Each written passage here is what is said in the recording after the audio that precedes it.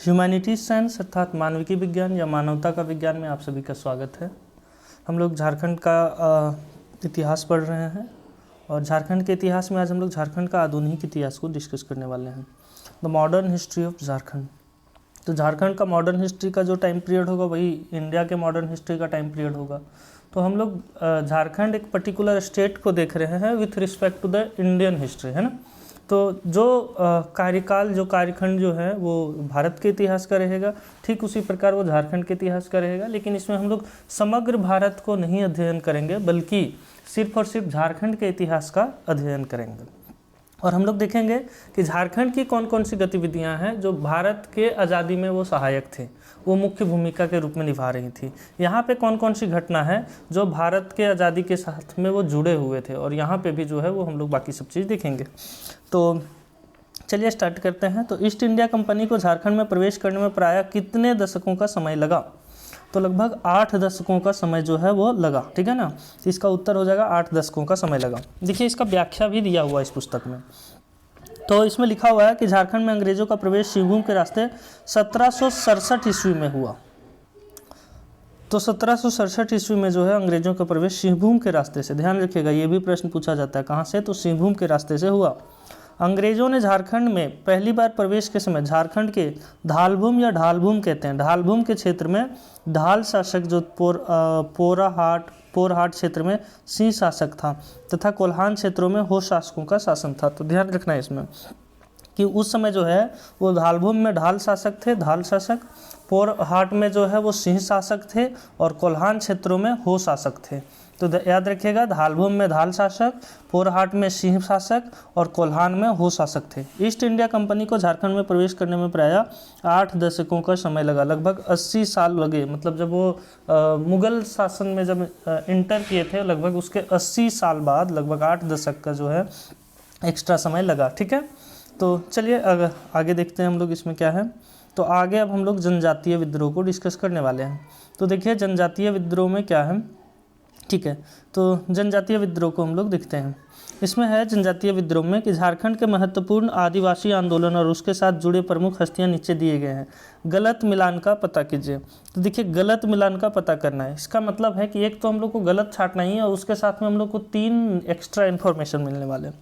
तो वीरभूम के गंगा नारायण के नेतृत्व में भूमिज विद्रोह हुआ, तो ये एकदम सही बात है कि वीरभूम के जो गंगा नारायण थे उन्हीं के नेतृत्व में भूमिज विद्रोह हुआ, है ना। तो भूमिज विद्रोह किनके नेतृत्व में हुआ? तो वीरभूम के गंगा नारायण के नेतृत्व में, ठीक है। वीरभूम के जो गंगा नारायण हैं उनके नेतृत्व में भूमि विद्रोह हुआ। चेरो विद्रोह किनके नेतृत्व में हुआ? तो चेरो विद्रोह जो है वो भूखन सिंह के नेतृत्व में हुआ। चेरो विद्रोह जो है वो भूखन सिंह के नेतृत्व में हुआ। और भागीरथी मांझी के नेतृत्व में जो है वो खेरवार विद्रोह हुआ। तो भागीरथी मांझी हैं उनके नेतृत्व में खेरवार विद्रोह हुआ, भूखन सिंह के नेतृत्व में पलामू में चेर विद्रोह हुआ, है ना। और वीरभूम के गंगा नारायण के नेतृत्व में जो है वो भूमिज विद्रोह हुआ। तो इसका गलत उत्तर जो है वो विष्णु मानकी के नेतृत्व में संथाल विद्रोह। हम सभी को पता है कि संथाल विद्रोह जो है विष्णु मानकी के नेतृत्व में नहीं हुआ था, बल्कि संथाल विद्रोह जो है वो सिद्धू कान्हू के नेतृत्व में हुआ था, है ना। तो ये जो सिद्धू कान्हू साहब हैं उनके नेतृत्व में जो है वो संथाल विद्रोह हुआ था। तो याद रखिएगा कि जो है वो विष्णु मानकी के नेतृत्व में संथाल विद्रोह नहीं हुआ था। हाँ, याद यहाँ ये भी रखना है कि भूमिज विद्रोह वीरभूम के गंगा नारायण, पलामू में चेरो विद्रोह जो है वो भूखन सिंह के नेतृत्व में, खेरवार विद्रोह जो है वो भागीरथी मांझी के नेतृत्व में हुआ और संथाल विद्रोह जो है वो सिद्धू कान्हू के नेतृत्व में हुआ। चलिए इसका व्याख्या भी देख लेते हैं हम लोग। हाँ, ध्यान रखना है कि विष्णु मानकी के नेतृत्व में जो है 1789 ईस्वी में तमाड़ विद्रोह हुआ था। तो जो तमाड़ विद्रोह है ना, तमाड़ विद्रोह, थोड़ा सा इसको अच्छा से लिख लेते हैं। तो तमाड़ विद्रोह जो है वो विष्णु मानकी के नेतृत्व में हुआ था, विष्णु मानकी नेतृत्व में जो है वो तमाड़ विद्रोह हुआ था। चलिए बहुत बढ़िया है, एक टेबल दिया हुआ है, इस टेबल को हम लोग ध्यान से देख लेंगे। और इसी टेबल से हम लोग बाकी चीज़ देखते हैं। तो विद्रोह का नाम दिया है, इधर स्थान दिया हुआ और नेतृत्व करता। तो देखिए भूमिज विद्रोह हम लोग देखें, भूमिज विद्रोह वीरभूम के जो गंगा नारायण थे उनके नेतृत्व में हुआ। चेरो विद्रोह देखें तो पलामू में भूखन सिंह के नेतृत्व में हुआ। खरवार विद्रोह देखें वो संथाल परगना के भागीरथी मांझी के नेतृत्व में हुआ। और संथाल विद्रोह जो है वो संथाल परगना में सिद्धो कान्हू के नेतृत्व में हुआ। और विष्णु मानकी के नेतृत्व में जो है वो तमाड़ विद्रोह हुआ। तो विष्णु मानकी के नेतृत्व में जो है वो तमाड़ विद्रोह हुआ। ठीक है, आगे हम लोग बढ़ते हैं। तो आगे निम्न में से कौन अंग्रेजों के दमनकारी शासनों के विरुद्ध लड़ा? ठीक है ना, तो अंग्रेजों के दमनकारी शासन के विरुद्ध जो है कौन लड़े? तो बिरसा मुंडा लड़े ही, है ना। सिद्धो मुर्मू, अभी हम लोग पढ़ो, सिद्धो मुर्मू, कान्हू मुर्मू, ये जो दोनों है वो लड़े। तो ये सभी हो जाएगा, तो ऑब्वियसली सभी हो जाएगा, है ना। तो ठीक है, तो उत्तर में देखते हैं बिरसा मुंडा, सिद्धू मुर्मू, कान्हू मुर्मू ने अंग्रेजों के दमनकारी शासन के विरुद्ध लड़ाई लड़ी। बिरसा मुंडा आंदोलन 1895 से 1900 तक चली, जबकि सिद्धू कान्हू के नेतृत्व में संथाल विद्रोह जो 1855 से 1856 ईस्वी में हुआ। चलिए हम लोग आगे बढ़ते हैं इसी में। तो आगे है हिल असेंबली प्लान किसके द्वारा आदिवासी उन्नति के लिए किया गया था? क्लीवलैंड साहब। क्लीवलैंड साहब जो हैं वो हिल असेंबली प्लान जो है वो बनाए थे ताकि वो आदिवासी उन्नति किया जा सके, है ना। चलिए इनकी व्याख्या देखते हैं, ये JPSC में भी पूछा हुआ था। तो व्याख्या क्या दिया हुआ है कि क्लीवलैंड द्वारा आदिवासियों के विकास के लिए हिल असेंबली प्लान की स्थापना की गई थी, है ना। तो याद रखिएगा हिल असेंबली प्लान, है ना। तो हिल असेंबली प्लान में क्या था, इसको हम अच्छा से लिख देते हैं, असेंबली प्लान, है ना। तो हिल असेंबली प्लान जो है वो क्लीवलैंड के द्वारा किया गया था। उन्होंने पहाड़ियों की पूरी श्रृंखला को पहाड़ी विधानसभा के एक समान प्रशासन के तहत वंशानुगत पहाड़ी प्रमुखों के अधीन रखा। तो जो पहाड़ी श्रृंखला था उनमें जो है वो पहाड़ी विधानसभा के एक समान प्रशासन के तहत जो है वंशानुगत पहाड़ी प्रमुखों के अधीन रखा। तो वहाँ के जो पहाड़ी प्रमुख थे उनके अधीन में रखा, जिन्हें सरदार कहा जाता था। सभा की बैठक वर्ष में 2 बार होती थी, तो 1 साल में 2 बार बैठक होती थी। और उनके पास व्यापक शक्तियाँ थी, मतलब जो एक ऑटोनोमस बॉडी टाइप का होता है उनके उस तरह, है ना, जिसमें मृत्यु दंड देना या उसे रद्द करना शामिल था। मतलब इनके पास न्यायिक व्यवस्था भी था, है ना। सरदारों को अपने नियंत्रण वाले गांवों में सभी अपराध और कानूनों की व्यवस्था की समस्याओं की सूचना अधिकारियों को देने का काम सौंपा गया था। और वो सभी को भी सौंपा गया था कि इस तरह का जो भी अपराध वगैरह हो वो अधिकारियों को सौंपा जाए। चलिए आगे बढ़ते हैं। दामिनी कोह की घोषणा कब हुई थी, है ना। तो 1824 ईस्वी में जो है वो दामिनी कोह की घोषणा हुई थी।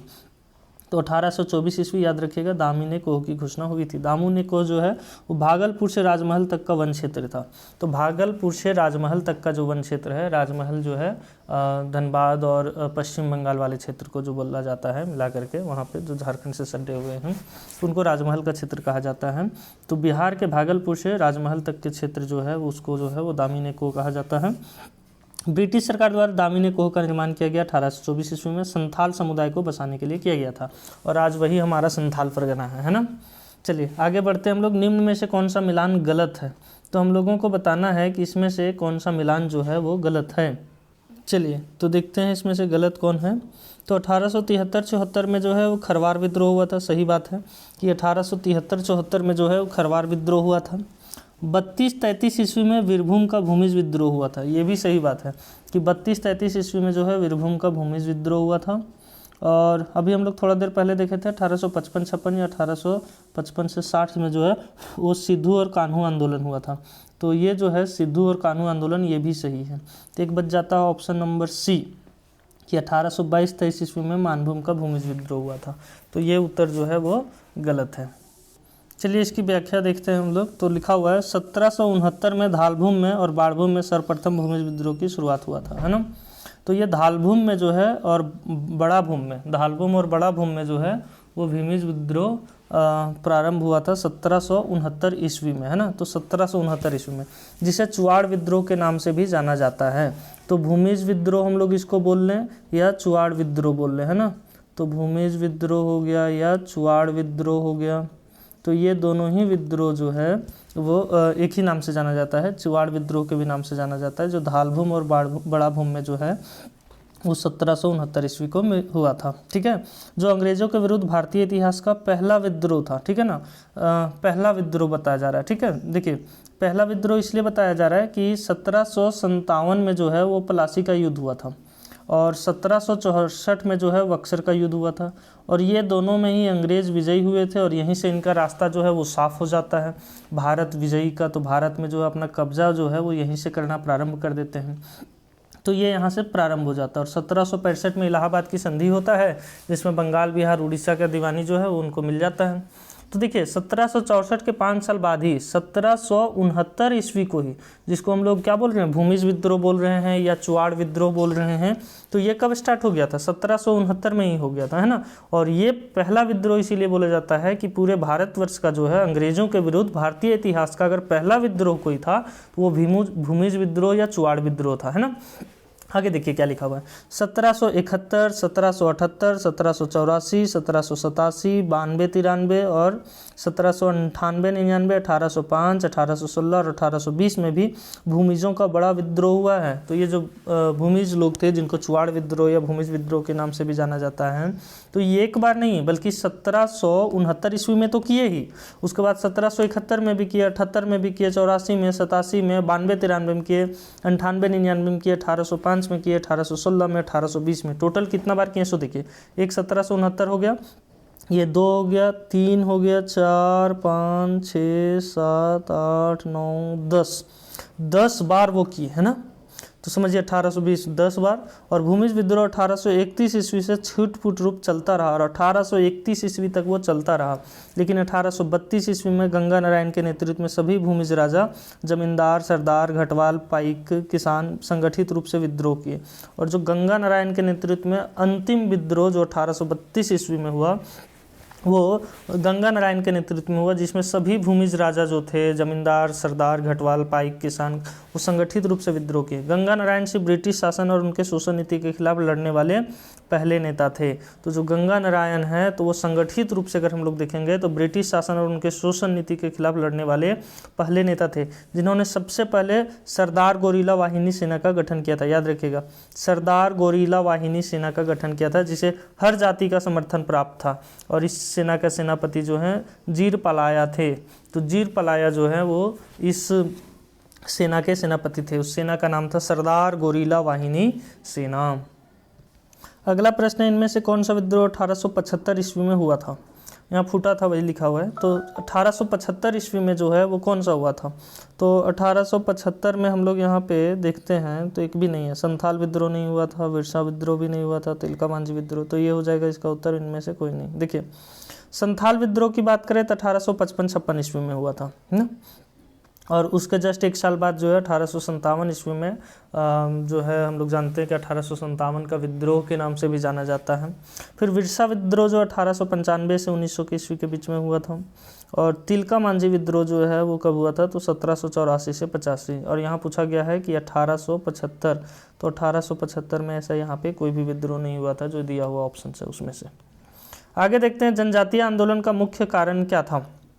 देखिए तो जनजातीय आंदोलन का मुख्य कारण क्या था, इस बात को समझना आवश्यक है। तो लिखा हुआ था निवासियों के बीच भेदभाव नहीं, जहाँ जनजातीय रहते थे और सदानी लोग भी रहते थे, सदानी जिनको कहते हैं जो गैर जनजातीय मूल निवासी, उनके बीच में उस तरह का भेदभाव नहीं होता था। गैर कानूनी कोयला खनन, तो ये भी मुख्य कारण नहीं था कि गैर कानूनी कोयला खनन। दमन किए लोगों का शोषण, हाँ ये बहुत बड़ा बात था, ये जो है ना ये चीज़ कि दमन किए गए लोगों का शोषण। तो यहाँ पे क्या होता था कि जो बाहर से ज़मींदार आने लग गए थे, वहाँ पे बसने लग गए थे, उनका जंगल से जो है वो सारा मीन्स काट दिए गए थे। मीन्स का मतलब उनके साधन जो है, रोजगार के साधन, जीने के साधन, वो सारा काट दिया गया था वहाँ पे, है ना। तो कुल मिलाकर के जो है वो जनजातीय लोगों का बहुत ज़्यादा शोषण हुआ जाने लगा था, उनका ज़मीन छीनने लगा गया था, है ना। उनसे बहुत ज़्यादा मजदूरी करवाया जाने लगा था, फ्री में, बेगारी जिसको हम लोग कहते हैं।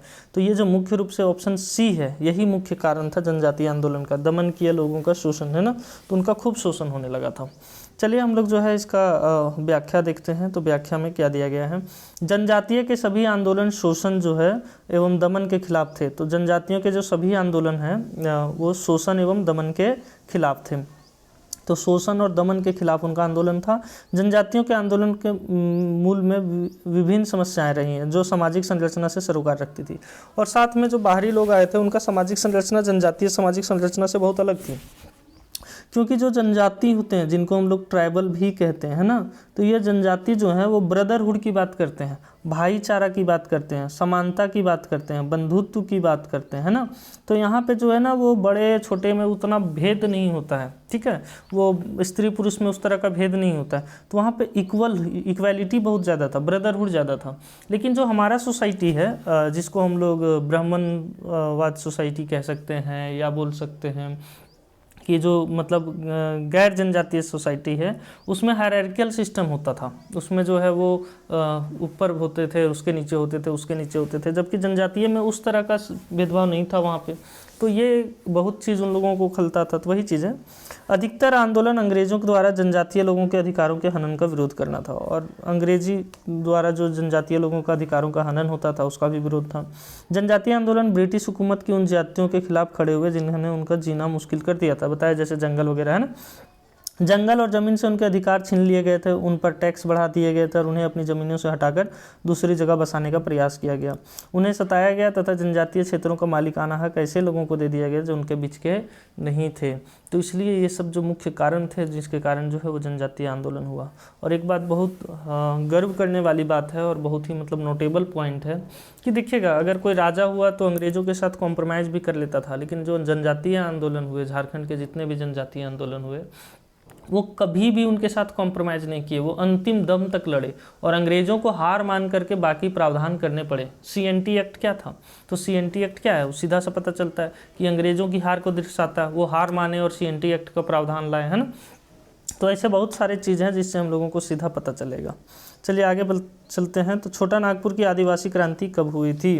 तो छोटा नागपुर का जो आदिवासी क्रांति है वो 1858 से 1859 ईस्वी में हुआ था, ठीक है। तो 1858-1859 में जो है छोटा नागपुर का आदिवासी क्रांति हुआ था।